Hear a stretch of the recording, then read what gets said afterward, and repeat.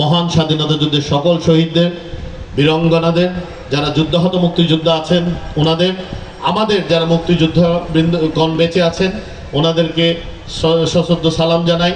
এবং একই সাথে বিভিন্ন সময়ে গণতান্ত্রিক আন্দোলনে যারা দেশে গণতন্ত্র পুনরুদ্ধার করতে গিয়ে পুনরুদ্ধারের আন্দোলনে যারা শহীদ হয়েছেন, আহত হয়েছেন, 90-এর গণঅভ্যুত্থান হোক, 24-এর ছাত্র জনতার গণঅভ্যুত্থান হোক, তাদের সকলের শহীদদের প্রতি আত্মার প্রতি বিনম্র শ্রদ্ধা জ্ঞাপন করছি, ওনাদেরকে শ্রদ্ধা ভরে স্মরণ করছি।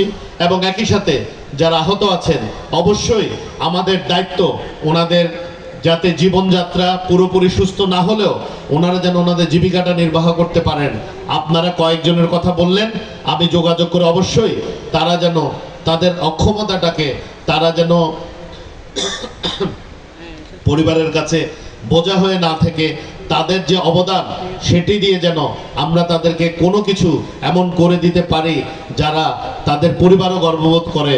হয়তো তাদের ছেলে আহত হয়েছে, হয়তো তাদের ছেলে আগের মতো কর্মক্ষম নেই, কিন্তু এই সরকার প্রতিজ্ঞাবদ্ধ যাতে তাদেরকে সেই ব্যবস্থায় নিয়ে যাওয়া হয়, হোক সেটা কোনো চাকরির মাধ্যমে বা অন্য কোনো ব্যাপারে, যাদের অ্যাটলিস্ট তাদের যে ক্ষতিটা হয়েছে সেটা হয়তো পুরোতে পারবো না, কিন্তু তারা তাদের পরিবারকে যেন একটা সুস্থ অবস্থায় যতটুকু সাপোর্ট করতে পারতেন সেই সাপোর্টটা যেন তারা তাদের পরিবারকে করতে পারেন, সেই দায়িত্ব আমি ইনশাল্লাহ আমাদের যারা বিশ্ববিদ্যালয় কর্তৃপক্ষ আছেন ওনাদের সাথে কথা বলে আমরা অবশ্যই চেষ্টা করব। আমাকে 2-3 জনের কথা মনে হয় বললেন এরকম আছেন যারা আহত হয়ে এমন অবস্থায় আছেন তারা স্বাভাবিকভাবে জীবন জীবিকা নির্বাহ করতে পারছেন না।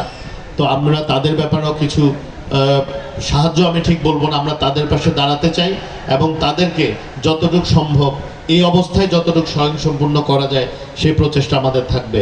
আমি আবার অনুরোধ করছি যারা আমার ছোট আছে তাদেরকে তুমি করেই বলছি, আমাদের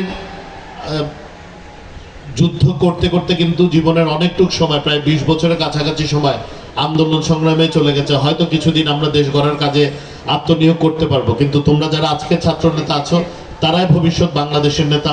তোমরা সকল সংকীর্ণতার ঊর্ধ্বে উঠে তোমরা আলোকিত মানুষ হয়ে বাংলাদেশকে আলোর পথে নিয়ে যাবে, সমৃদ্ধির পথে নিয়ে যাবে এবং উন্নতির পথে নিয়ে যাবে, যেখানে আমরা যে স্বপ্নের বৈষম্যহীন এবং অসাম্প্রদায়িক বাংলাদেশ গড়ার যে স্বপ্ন, সেই স্বপ্ন আমরা যতটুকু সফল করতে পারি বাকিটা যেন তোমাদের হাত ধরে সফল হয়।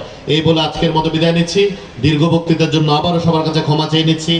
আবারও সবাইকে এই নববর্ষের, বাংলা নববর্ষের শুভেচ্ছা এবং সবাই সুস্থ থাকুন, নিরাপদে থাকুন এবং দেশ গড়ার প্রত্যয়ে সবাই কাঁধে কাঁধ মিলিয়ে আমরা ঐক্যবদ্ধ থাকি, যাতে এই দেশে আবার কোনো অগণতান্ত্রিক শাসন ব্যবস্থা কেউ যা কায়েম করার দুঃসাহস আগামী 100 বছরে ইনশাল্লাহ না দেখায়।